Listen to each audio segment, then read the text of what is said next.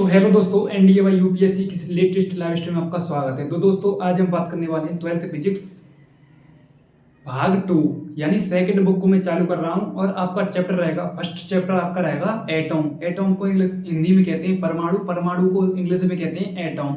तो ये आपकी सेकंड बुक का फर्स्ट चैप्टर है। उसके बाद मैं सेकंड चैप्टर लेकर आऊंगा आपका न्यूक्लियर, उसके बाद फोटो इलेक्ट्रिक इफेक्ट, प्रकाश विद्युत प्रवाह, उसके बाद ऑप्टिक्स, उसके बाद तरंग संचरण क्या होता है, तरंगाग्र क्या होते हैं और अलग और ऑप्टिक्स चैप्टर है आपका। उसके बाद आपकी फर्स्ट फिजिक्स चालू हो जाएगी और इस चैप्टर में आपका इलेक्ट्रॉनिक्स से आपका चैप्टर भी ऐड हो जाएगा।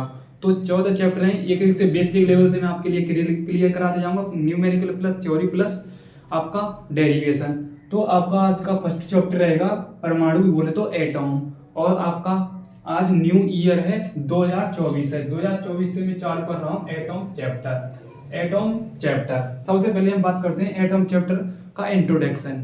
तो एटॉम चैप्टर सबसे पहले इसमें 3 मॉडल पढ़ने को मिलते हैं। सबसे पहले आपका होता है जे थॉमसन का परमाणु मॉडल, उसके बाद रदरफोर्ड का परमाणु मॉडल, उसके बाद नील्स बोर का परमाणु मॉडल। तो हम बेसिक लेवल से इसमें जानकारी लेंगे कि एटॉम क्या होता है, एटॉम का आकार कितना होता है और एटॉम की खोज किसने की थी, एटॉम को किसने परिभाषित किया था, ये एटॉम चैप्टर किसने परिभाषित किया था, एटॉम की डेफिनेशन क्या होती है। तो इसी का आज हम बेसिक लेवल से जानकारी लेंगे। तो बिना टाइम बर्बाद किए मैं इस क्लास को चालू करता हूँ। तो 2024 को यहाँ से क्लियर कर दें क्योंकि ये तो आपका एक साल चलता ही रहेगा, ठीक है। अब देखो एटॉम होता क्या है। सबसे पहले परमाणु मॉडल को मुख्य रूप से तीन वैज्ञानिकों ने क्या किया था, प्रतिस्थापित किया था, बोले तो प्रस्तुत किया था। सबसे पहले आपके महान साइंटिस्ट जे थॉमसन,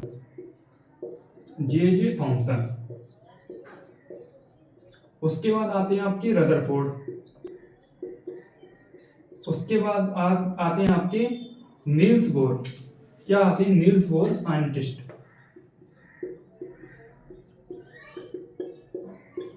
तो ये 3 साइंटिस्ट ऐसे थे जिन्होंने चढ़ से बढ़कर यानी बढ़ चढ़कर पहले इसकी कमी रद्द हो गई थी, फिर इसकी कमी इस भाई साहब ने सुधारी थी, फिर इसका तो अलग ही रोल है, इसने 3 परिकल्पना यानी 3 अवधारणा प्रस्तुत की थी। एक एक से डिटेल लेवल से मैं आपके लिए बताते जाऊंगा। उससे पहले हम बात करते हैं एटॉम क्या होता है, बोले तो परमाणु।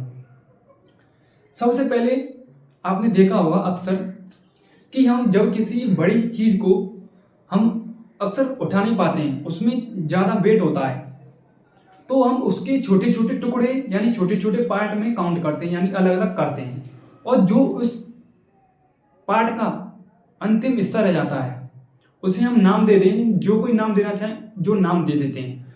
और ये इसकी डेफिनेशन है जो मैंने आपके लिए अभी बताई है। तो आप कह सकते हैं जब किसी पदार्थ को छोटे छोटे कणों में विभाजित किया जाता है तो उस पदार्थ का अंतिम इलेक्ट्रॉन अविभाजित कण आपका एटॉम कहलाता है। दोबारा से जल्दी करने की मेरे पास कोई इतना मतलब जल्दी में आपके लिए कराऊंगा नहीं, सफिशिएंट टाइम है मेरे पास इस चैप्टर को क्लियर कराने के लिए। दोबारा से एटॉम होता क्या है, बोले तो परमाणु। माना कि ये मेरे पास एक कोई बड़ा पार्सल है, बोले तो डिब्बा है। यदि मैं इस पार्सल को छोटे छोटे कणों में विभाजित करूं, यदि इस छोटे छोटे कणों में विभाजित करके इसका लास्ट हिस्सा बच जाता है, ये इसका लास्ट हिस्सा बच जाता है, तो इसी को मैं नाम दे देता हूं एटॉम। अब मैं डेफिनेशन बोलूंगा, जब किसी पदार्थ को यानी बड़े आकार के पदार्थ को छोटे छोटे कणों में विभाजित किया जाता है तो उस पदार्थ का जो अंतिम इलेक्ट्रॉन बचता है अविभाजित कण, उसे हम नाम देते हैं एटॉम। क्या नाम देते हैं? एटॉम, बोले तो परमाणु। यहां तक क्लियर। अब भाई साहब यहां पर बात आती है कि एटॉम की खोज कब हुई थी। एटॉम की खोज बोले तो परमाणु की खोज कब हुई थी, एटॉम खोज। तो एटॉम की खोज की थी हमारे थॉमसन भाई साहब ने, नहीं जॉन डाल्टन ने। कौन की थी? जॉन डाल्टन ने। तो जॉन डाल्टन ने क्या की थी? इसकी खोज की थी। डाल्टन। ठीक है, कब की थी? 1800 ईस्वी में। 1800 ईस्वी में जॉन डाल्टन नामक भाई साहब ने एटम की खोज कर दी। अब आता है इसका आकार। आकार होता क्या है? अब इसका आता है आकार। आकार कितना होता है? परमाणु का आकार होता है 10⁻⁻10 मीटर। इससे ही हम कहते हैं 1 एंगस्ट्रॉम बराबर 10⁻⁻10 मीटर। कभी कभी आपको भ्रमित करने के लिए 1 एंगस्ट्रॉम पूछ लेगा, कभी कभी आपको एक मतलब परमाणु का आकार कितना होता है वो होता है 10⁻⁻10 बट नेगेटिव सिंबल। और मीटर इसका क्या है? मात्रक।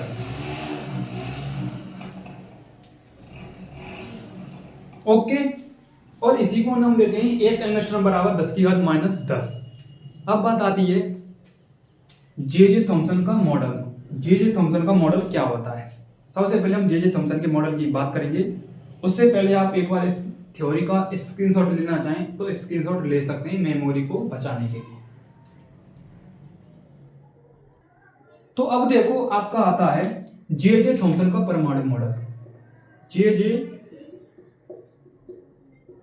थॉम्सन का परमाणु मॉडल। तो जे थॉम्सन ने क्या कहा था? जे थॉम्सन ने सबसे पहले ये कहा था कि परमाणु का आकार 10⁻10 मीटर त्रिज्या का गोला होता है। इस गोले के संपूर्ण आयतन में ये होता है आपका परमाणु। परमाणु मैंने इसको नाम दे दिया एटॉम, बोले तो परमाणु। इसका आकार कितना होता है? 10⁻⁻10, बोले तो नेगेटिव में सिंबल होगा इसका। 10⁻10 मीटर त्रिज्या का एक गोला होता है। यानी इस गोले के संपूर्ण आयतन में एक समान रूप से धनावेशित कण उपस्थित होते हैं। तो मैंने यहां पर क्या कर दिया? धनावेशित कण एक समान रूप से वितरित।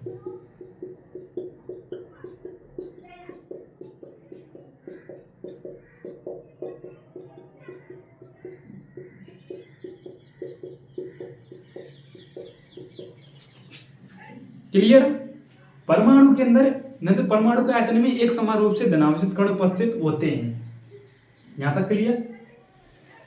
अब उन्होंने ये कहा था कि धनावेशित कणों को संतुलित करने के लिए कोई ना कोई सो चार्ट होना चाहिए, तभी तो ये संतुलित हो पाएंगे। तो उन्होंने ये कहा था कि इस परमाणु के संपूर्ण आयतन में एक समान रूप से धनावेशित कण उपस्थित होते हैं। इन धनावेशित कणों को संतुलित करने के लिए परमाणु के अंदर ऋणावेशित कण भी उपस्थित होने चाहिए। बिल्कुल होने चाहिए, जब तो संतुलित हो पाएगा। यानी नेगेटिव और पॉजिटिव दोनों होने चाहिए, तभी तो इनकी शादी होगी। देखो अब पॉजिटिव नेगेटिव क्या होगा? 0। बिल्कुल 0 हो गया, तभी तो संतुलित होंगी। तो पॉजिटिव और नेगेटिव इक्वल 0। प्लस माइनस क्या होते हैं? माइनस। प्लस माइनस माइनस, बिल्कुल 0, कहानी खत्म। अब यहां से आगे बात आती है कि भाई साहब इस परमाणु के संपूर्ण आयतन में एक समान रूप से धनावेशित कण उपस्थित होते हैं, जिन्हें संतुलित करने के लिए परमाणु के अंदर ऋणावेशित कण भी उपस्थित होते हैं। यहां तक क्लियर? बिल्कुल मतलब बात खत्म। अब बात आती है इस पूरे सिस्टम को नाम क्या देंगे? इस पूरे सिस्टम को नाम क्या देंगे? तो इस पूरे सिस्टम को नाम देंगे इलेक्ट्रॉन।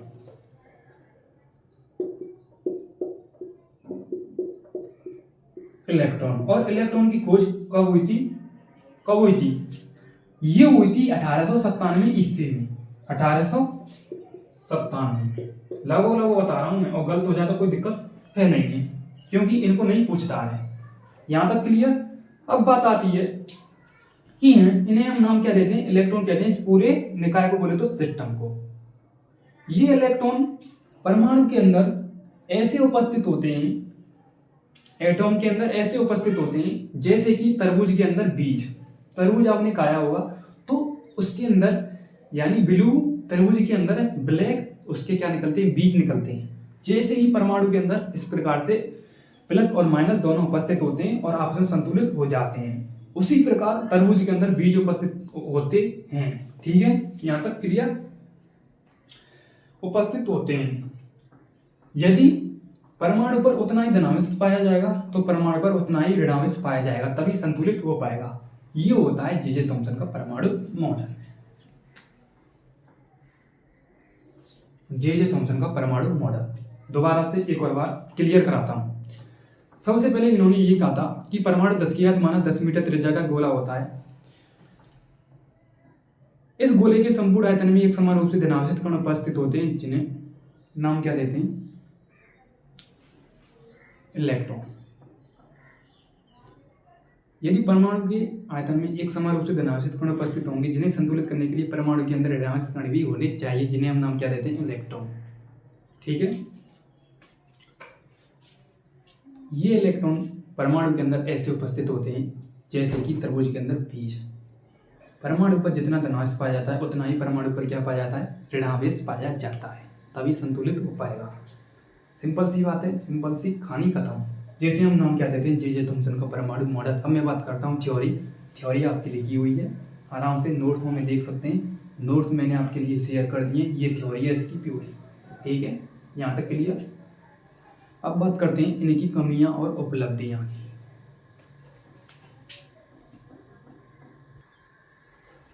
तो अब देखो जे जे थॉम्सन मॉडल की उपलब्धियां।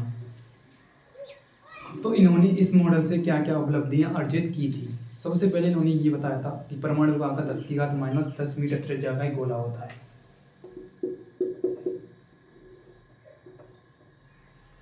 ये तो सिंपल सी बात हुई। इन्होंने अपने मॉडल से इलेक्ट्रॉन की खोज की थी। फर्स्ट उपलब्धि इलेक्ट्रॉन की खोज 1897, ये हुई इसकी फर्स्ट उपलब्धि। उसके बाद सेकंड क्या है? जे जे थॉम्सन ने अपने परमाणु मॉडल से गैसों के आयनीकरण की व्याख्या की, यानी आयंस मतलब छोटे छोटे कणों की व्याख्या की थी। गैसों के आयनीकरण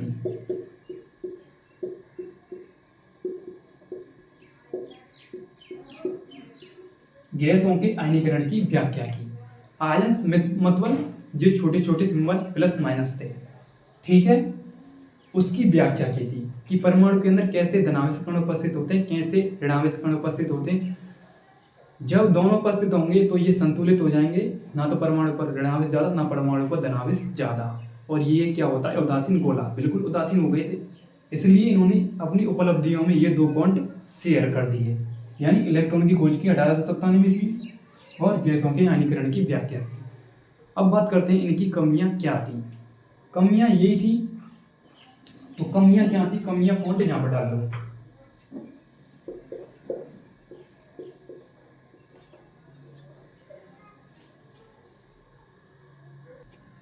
तो उनकी कमियां में आता है आपका फर्स्ट पॉइंट।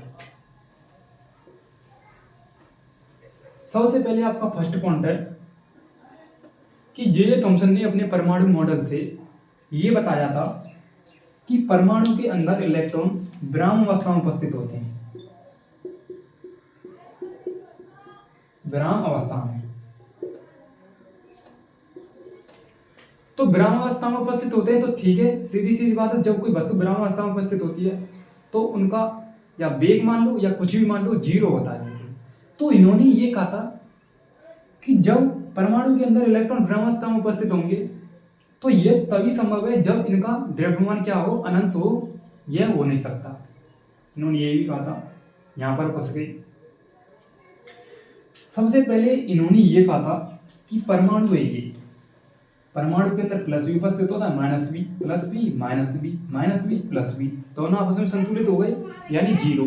तभी तो इन्होंने ये विराम अवस्था शब्द का यूज किया, यानी इन्होंने इलेक्ट्रॉन विराम अवस्था में बता दिए। यह तभी संभव है जब इनका द्रव्यमान क्या हो? अनंत हो, 0 हो। पहला पॉइंट क्लियर। और सेकंड पॉइंट में इन्होंने ये कहा था कि जे थॉम्सन अपने परमाणु मॉडल से अल्फा विकिरण प्रयोग की व्याख्या करने में क्या रहे? असफल रहे। अल्फा विकिरण प्रयोग की व्याख्या करने में क्या रहे? असफल रहे। अब इनकी थ्योरी देख लो। थ्योरी में बाकायदा कमियां लिखी हुई हैं, बाकायदा उपलब्धियां लिखी हुई हैं। आप इनको नोट करके याद कर सकते हैं और लर्न भी कर सकते हैं। अब मैं आपके लिए लेकर आऊंगा अल्फा विकिरण मतलब रदरफोर्ड का परमाणु मॉडल।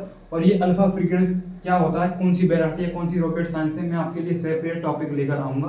तो उसमें हम इस अल्फा बीटा प्रयोग की व्याख्या करेंगे।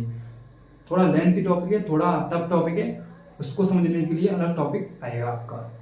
और प्लम पुडिंग मॉडल क्या रहता है, प्लम पुडिंग मॉडल भी इसमें रहता है। तो जे थॉमसन ने अपने परमाणु मॉडल से एक मिठाई के लड्डू के आकार से तुलना की थी। यही प्लम पुडिंग मॉडल है जो मैंने आपके लिए एक बेसिक इसकी डेफिनेशन भी लिखा दी है मैंने, तो इसको लर्न कर लेना। तब तक के लिए हम मिलते हैं रदरफोर्ड के परमाणु मॉडल में। तब तक के लिए जय हिंद, जय भारत, थैंक यू।